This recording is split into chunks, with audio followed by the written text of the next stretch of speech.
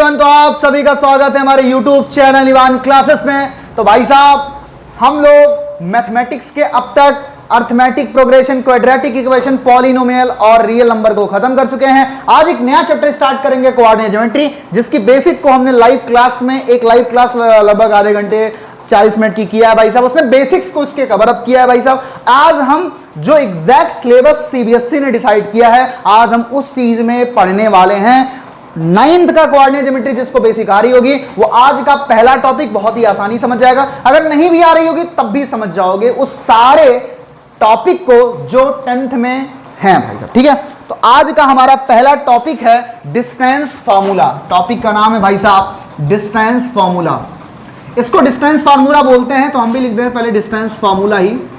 हम एग्जैक्टली इसका डेरिवेशन भी कराएंगे, फिर आगे बढ़ेंगे, फिर फार्मूला बताएंगे, ठीक है। इस पे बेस्ड क्वेश्चन को तो डिस्कस किया ही किया जाएगा, राइट। आइए डिस्टेंस फार्मूला, ठीक है। आओ भैया, डिस्टेंस का बेसिक मतलब ये होता है, डिस्टेंस का बेसिक मतलब ये होता है पॉइंट्स के बीच का डिस्टेंस। मतलब क्या था, अगर याद किया जाए, अगर 10th में पढ़ते थे, सॉरी 9th में थे, यहां पर एक पॉइंट P है, इसका कोऑर्डिनेट मान लो 2,3 है, यहां पे कोऑर्डिनेट एक मान लो Q है और इस Q का -3,2 है, तो मैं कह दूं P और Q के बीच ही कितनी डिस्टेंस है, तो तुम्हें फाइंड आउट करना पड़ेगा, राइट। ऐसे ही तो निकालना पड़ेगा। तो दो पॉइंट के बीच का डिस्टेंस कैसे निकलेगा उस चीज को हम समझने वाले हैं। क्या इतनी बात समझ में आई कि नहीं है? दो पॉइंट के बीच का डिस्टेंस कैसे निकलेगा, एग्जैक्ट इस टॉपिक का नाम बनेगा डिस्टेंस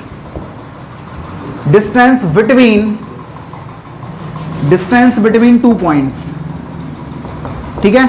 अब उनके कोऑर्डिनेट्स क्या क्या होंगे हम इस चीज को पढ़ने वाले हैं, इसका हम डेरिवेशन करने वाले हैं ना भाई साहब। और इससे जितना आज पढ़ेंगे, इससे आप लोग एनसीईआरटी की पहली एक्सरसाइज फुल ट्राई कर सकते हैं। आरडी शर्मा की बहुत सारे क्वेश्चन कर सकते हैं भाई साहब, ओके। और हम भी कराएंगे क्वेश्चन, पर आज के लिए पहला ध्यान तो हमारा टॉपिक है, क्वेश्चन अभी बाद में होगा, राइट। चलो भाई, आज जैसे पूरा चैप्टर शुरू से करते आए हैं, पहले अर्थमेटिक प्रोग्रेशन को समझेंगे, उसके कॉन्सेप्ट को समझते हैं, फिर कॉन्सेप्ट को बिल्ड अप करते हुए क्वेश्चन करते हैं। हमारा हर चैप्टर में यही वे रहने वाला है टीचिंग का। आ जाओ भाई, देखो मैंने कहा दो पॉइंट को चलो ले लेते हैं, कहीं पर भी दो पॉइंट ले सकते हो, कहीं पर भी ले सकते हो। तो हमने कहा हमने एक पॉइंट यहां पर ले लिया, जरा ध्यान से देखना। हमने कहा ये पॉइंट क्यों है, थोड़ा इधर बना देते हैं ताकि अच्छे से दिख जाए, है ना।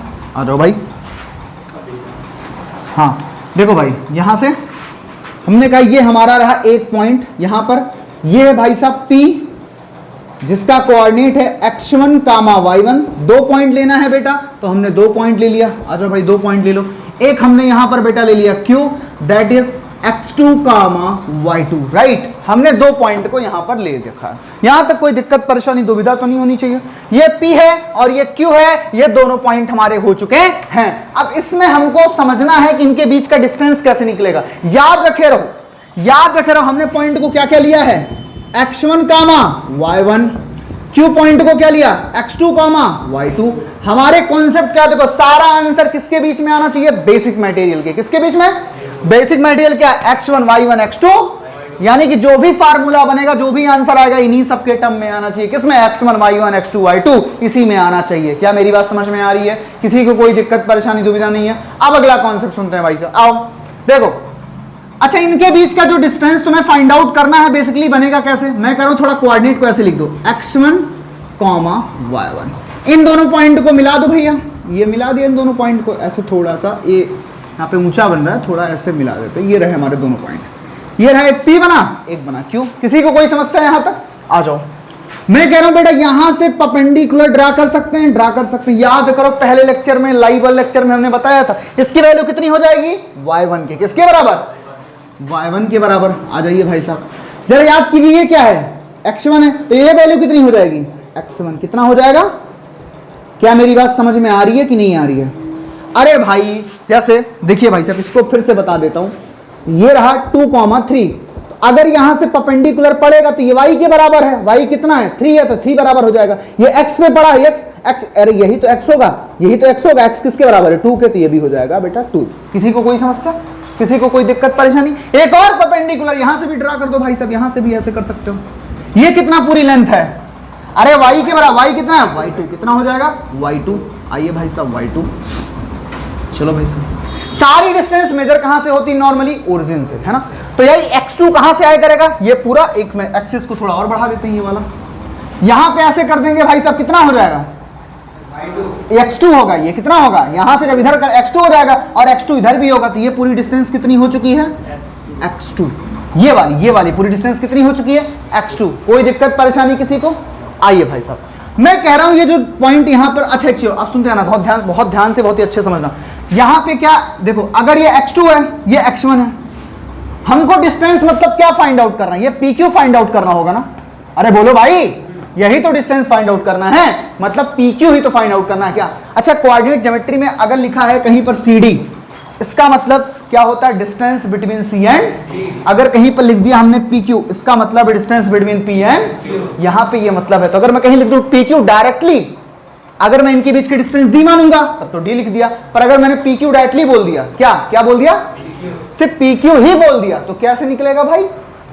अगर PQ है तो इसका मतलब क्या? डिस्टेंस बिटवीन P एंड, अगर D लिखा हूं तो पता चल ही जाएगा। क्या मेरी बात समझ में आई? अच्छा, अब समझो, थोड़ा सा दिमाग लगाओ बेटा। तुम्हें चाहिए PQ, किसमें टर्म में चाहिए? x2, x1, y1, y2 में चाहिए। मैं कह रहा हूं जरा इससे यहां पर अगर 90 बन जाएगा तो इसकी वैल्यू कितनी आ जाएगी? यहां पे इसका नाम PT की वैल्यू कितनी है? कितनी है? x2। इतना कितना है? तुम्हें कितना चाहिए? इतना ही तो चाहिए। इतना कितना है? x2। ये कितना है?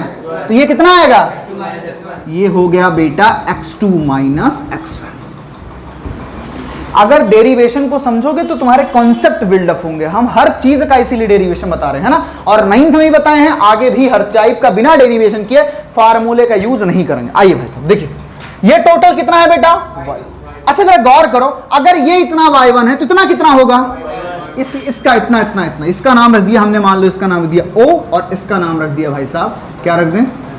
L। ठीक है, चलो अब सुनो जरा ध्यान से, ध्यान सुनते हैं। थोड़ा सा हम अपने जो लिखे हैं अभी थोड़ा सा वो लिख देते हैं। हमने इसका नाम क्या है? P है ना, इसका कोऑर्डिनेट P है ना, समझ पा रहे हो? ये P यही है ना, P जो कि है x1, y1, x1, y1। हमने क्या निकाला है? PT। चलो आ जाओ, PT कितना लिखा बेटा? बोलो। x2 minus x1। हमने बेटा QL कितना माना है? y। अच्छा एक मिनट और, PT पे चलें उससे पहले ये सब लिख लेता हूं। OP बराबर कितना है? अच्छा ये O है, तो यार इसका नाम कर देते हैं C और इसका नाम करते हैं O। तो हमने क्या लिखा है यहां से? OC बराबर कितना है बेटा? x1। सारा लिख देता हूं ताकि कंफ्यूजन ना हो। और CP बराबर कितना है बेटा? y1। कितना है? और तुम्हें पता है CP किसके बराबर है? TL के। किसके बराबर है? तो CP बराबर किसके बेटा? कॉमा CP बराबर TL, और ये किसके बराबर होगा? y1 के। अरे TL, अगर CP y1 है तो TL भी कितना होगा? क्या मेरी बात सही है कि नहीं सही है? अगर CP y1 है तो TL भी कितना होगा?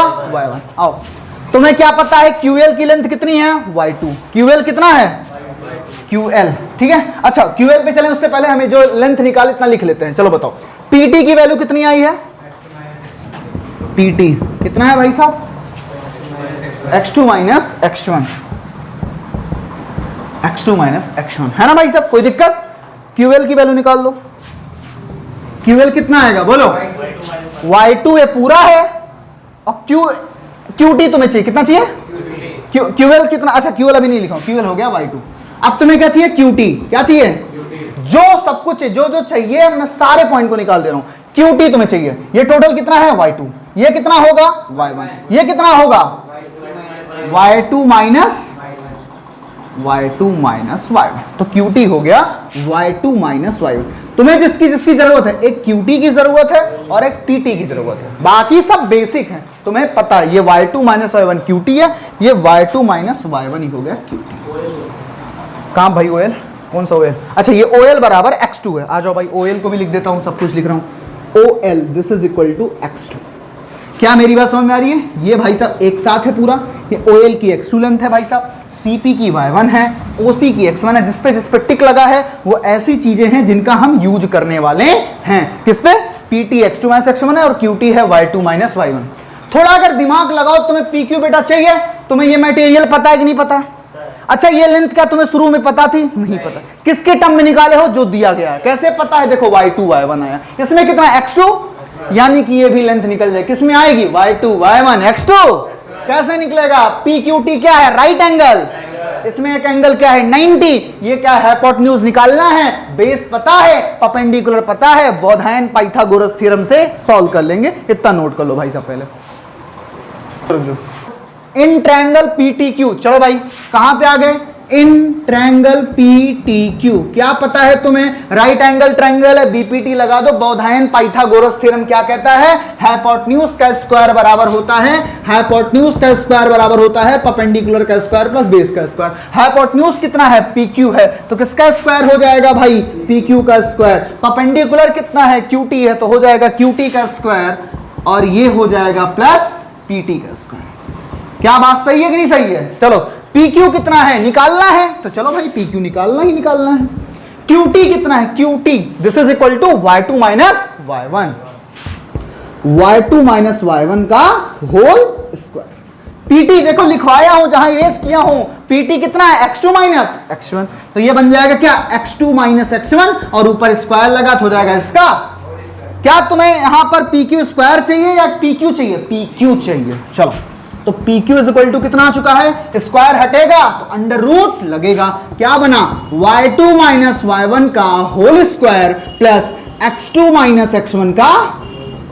आई बात समझने की नहीं, यहां पे क्या किया हूं, QT था, QT y2 माइनस y1 है, स्क्वायर लगा दिया। PT कितना है, x2 माइनस x1 है, यहां पे स्क्वायर लगा दिया। PQ तुम्हें निकालना था तो स्क्वायर हटेगा तो इधर अंडर रूट लगेगा, तो भाई साहब क्या कर दिया, y2 माइनस हो गया। भाई साहब कोई दिक्कत परेशानी यहां तक नहीं है।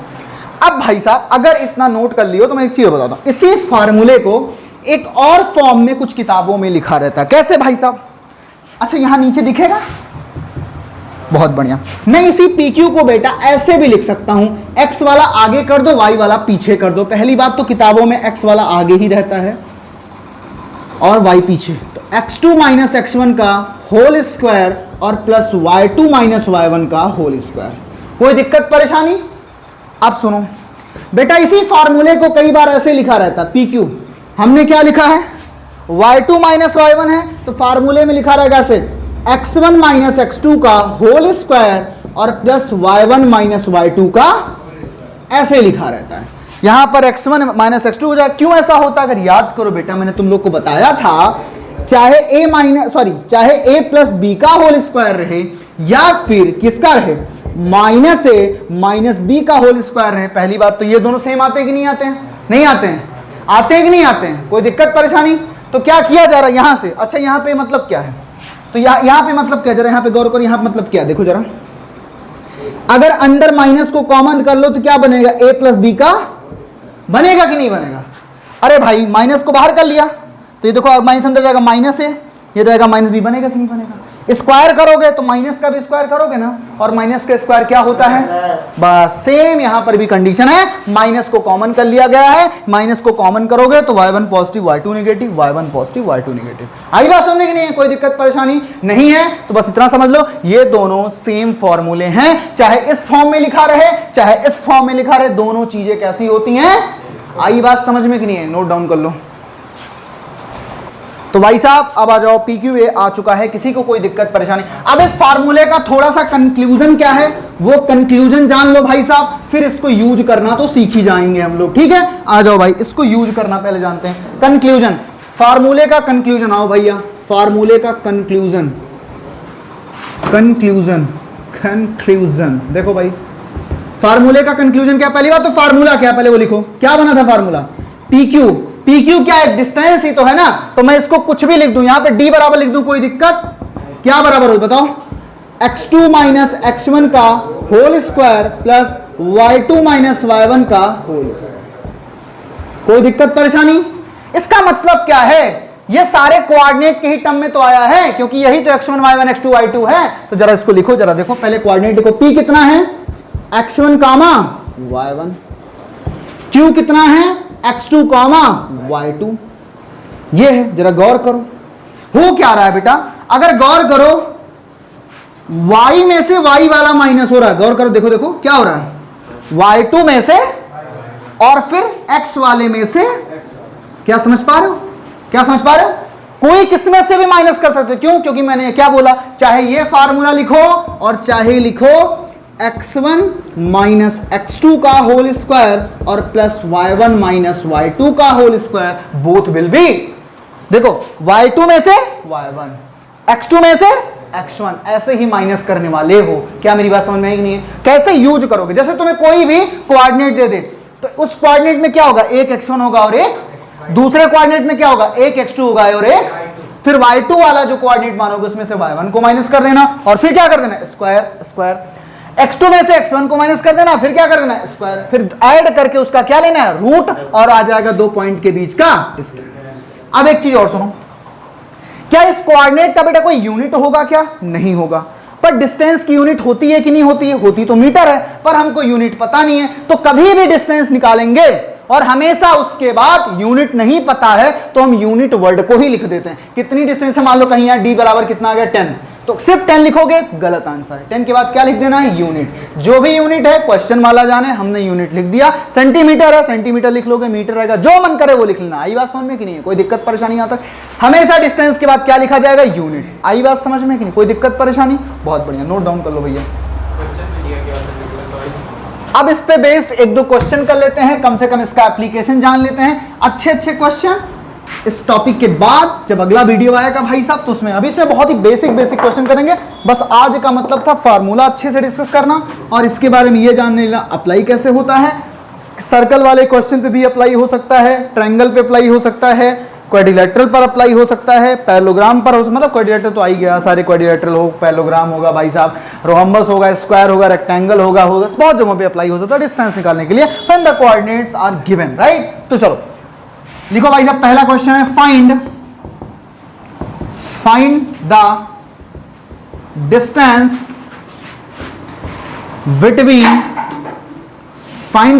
Between 3, -2 and -5, 3। इसके बीच में अगर तुम लोग को डिस्टेंस निकालना हो तो कैसे निकलेगा भाई? सुनो, पहले सुनो बहुत ध्यान से। पहले जो जो तुम्हें दिया रहा करे उसको लिख लो ऐसे, 3, -2, अगला -5, 3। पहला हमने क्या माना था, x1 y1। क्या लिखोगे पहले, x1 y1। यहां पर इसी के नीचे लिख दो x1 y1। 4 बार लिखोगे, दोबारा लिखने की जरूरत नहीं पड़ेगी, इतनी प्रैक्टिस हो जाएगी भाई साहब। x2 y2। अब देखो क्या कहते हैं, डिस्टेंस का फार्मूला क्या है? क्या पॉइंट पता है? नहीं पता, तो डिस्टेंस बराबर अंडर रूट के अंदर y2 माइनस y2 कितना है, y1 कितना है, तो क्या करें, y2 में से y1 मतलब 3 और -1 तो है ही है, और ये भी माइनस है तो माइनस माइनस, नहीं समझ पाए? 3 माइनस का साइन पहले से और ये माइनस खुद ही है तो माइनस माइनस नहीं आया, बहुत बढ़िया। तो 3 + 2 का होल स्क्वायर प्लस, अब क्या कहते हो, x2 माइनस x1, x2 कितना है, -5, x1 कितना है, तो अब यहां पर माइनस करते हो ना तो +3 है ना, तो आगे क्या लगेगा, माइनस, और यहां पे आ गया 3 का होल स्क्वायर। d बराबर कितना हो चुका है, 3 2 5, 5 का स्क्वायर कितना होता है, 25, और 5 3 8, -8 का स्क्वायर कितना होगा, +60, चलो भाई +64। ये अंडर रूट के अंदर 6 4 9 और 6 2 8 कितना आ चुका, अंडर रूट का 80 आया कि नहीं आया? क्या कोई यूनिट दिया? नहीं। क्या लिखोगे, unit. This is your right answer, copy कर लो भाई साहब। तो भाई साहब यहां पर हमने सीख लिया, एक बार फिर से देख लेते हैं अप्लाई कैसे करेंगे। y2 यहां पे नजर आया, तो इस y2 में से y1 को हमने माइनस किया भाई साहब, इस y2 में से y1 को, और इस x2 में से x1 को हमने माइनस किया, फार्मूला आ गया, ठीक है। अब इसके बाद जो बचा हुआ एक टॉपिक और है जिसका नाम है इंटरनल सेक्शन, और एक बचा हुआ टॉपिक है एक्सटर्नल सेक्शन। एक्सटर्नल सेक्शन भाई साहब सीबीएसई में शायद है नहीं, सिलेबस से बाहर है, इंटरनल वाला ही है। तो हम लोग इंटरनल और एक्सटर्नल फिर भी दोनों का ही डेरिवेशन सीखेंगे, दोनों का फार्मूला समझेंगे, दोनों को कैसे अप्लाई किया जाता है ये भी समझेंगे भाई साहब आने वाले लेक्चर में। आज का जो मेन टॉपिक ये था कि डिस्टेंस बराबर होता है बेटा x2 माइनस x1 का होल स्क्वायर, और प्लस हो जाएगा क्या, y2 माइनस y1 का होल स्क्वायर। या इसी चीज को किस फॉर्म में लिख सकते हो, इसी चीज को एक और फॉर्म में लिख सकते हो, कैसे बताओ, d बराबर बनेगा क्या, x1 माइनस x2 का whole square plus y1 minus y2 का होल स्क्वायर। ठीक है भाई साहब। तो अब ये टॉपिक था, यहाँ पे माइनस कॉमन करेंगे, स्क्वायर पॉजिटिव तो y1 minus y2, minus common करेंगे x1 माइनस x2 का होल स्क्वायर बन जाएगा। तो बेसिक लेक्चर यही था डिस्टेंस फार्मूला का, इस पे अच्छे अच्छे क्वेश्चन, इंटरनल बाइसेक्शन वाला लेक्चर, उसका डेरिवेशन, उस पे बेस बहुत सारे न्यूमेरिकल, पीवाईक्यूज, आरडी शर्मा, केसी सिन्हा के बहुत सारे क्वेश्चन को हम आने वाले लेक्चर में प्रोसीड करेंगे और फिर हम समझेंगे भाई साहब कि कैसे इन सारे लेक्चर को कैसे हम समझेंगे इन सारे क्वेश्चन को कैसे सॉल्व किया जाता है, सारे पीवाईक्यूज को अटेम्प्ट किया जाएगा। तब तक के लिए बेहतरीन तरीके से पढ़ाई करते रहिए, अमेजिंग कॉन्सेप्ट्स और बहुत सारे न्यूमेरिकल क्वेश्चन पीवाईक्यूज के लिए इवान क्लासेस से जुड़े रहिए। मिलते हैं नेक्स्ट लेक्चर में, तब तक के लिए ओके बाय बाय।